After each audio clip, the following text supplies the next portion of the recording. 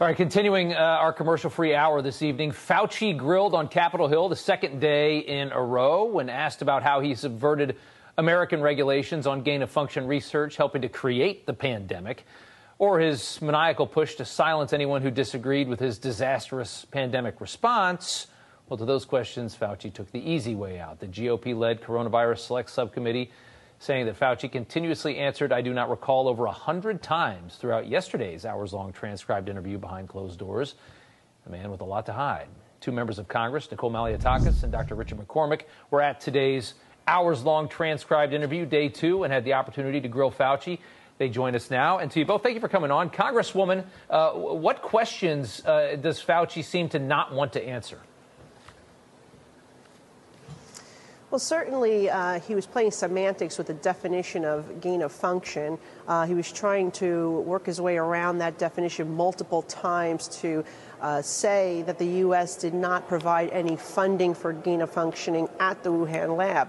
Interestingly enough, he also said that he does not recall he signed off on millions of dollars on grants, but he did not actually recall the details. He did not actually see the details of those proposals, which really is problematic that you have a head of an agency signing off on so much money going to other entities. As a matter of fact, one of the things that our committee uncovered was that money went to the New York Blood Center, and then it made its way as a subcontract to the Chinese Communist People's Liberation Army. So our tax money actually went to the army of the Communist Chinese. And for what purpose, we would like to know. But when you have somebody who comes before you and doesn't know, and not only doesn't know, but said that there were no national security checks, there was basically no vetting, that's how this money was able to basically funnel over to the Communist Chinese army. And so we want to know exactly what that money was used for.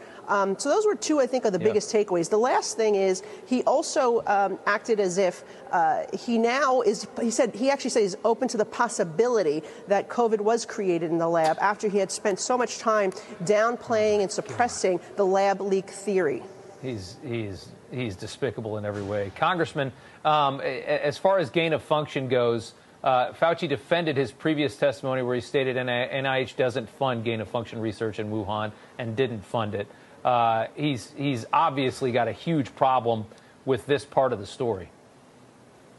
Yeah, he's tied up in his own inconsequential actions. If you look at what he did, if he didn't read it and he signed it, or if he just doesn't remember, or if he's just ignorant of science altogether, he has a problem no matter. The question I have for him, are you ignorant or are you senile, or what gives you the right to be an advisor to the president on the most deadly pandemic of our lifetime? Why were you in this position? Why didn't you resign? If you can't remember anything, if you don't know the science, it was embarrassing to watch him just playing with his lawyer and trying to stall every question, avoid every question. It's obvious that something was up, and he didn't have any answers for us. Couldn't be honest with us. Couldn't face the real science now that he's open to it. He knows damn well what he was doing, and he knows what he did to basically bribe people to give the wrong answers all along. Congresswoman, I asked the same question last night. Is there any chance that he is going to face any repercussions for what he did? I mean, this is one of the greatest medical crimes, of our generation. He funded a science in another country, a dangerous country, that created a virus that went around the world, killed millions of people, and destroyed the world economy. And yet he arrogantly gets to just continue to walk around. He has total immunity from culpability for this. He still gets to go on late-night TV shows and is treated like a hero, as if we're living in some kind of bizarro world. Is there anything that will take this man down and make him face what he's done?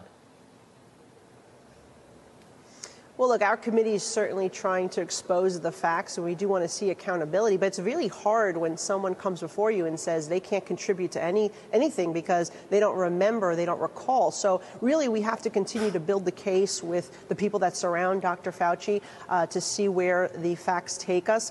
But we know that he will also be coming in for a public hearing at some point. But certainly, based on the testimony we heard today, there are a number of other individuals that we would like to speak to about, because I think maybe they could shed some light onto exactly what was going on over at the NIH. Dr. McCormick, same question to you. How do you pin this guy down? Well, with the facts. I mean, he's made a lot of written statements. He's sent a lot of emails. By the way, he wasn't wearing a mask today. He wasn't wearing 2 masks or 3 masks or 5 masks. He was sitting nice and close to everybody.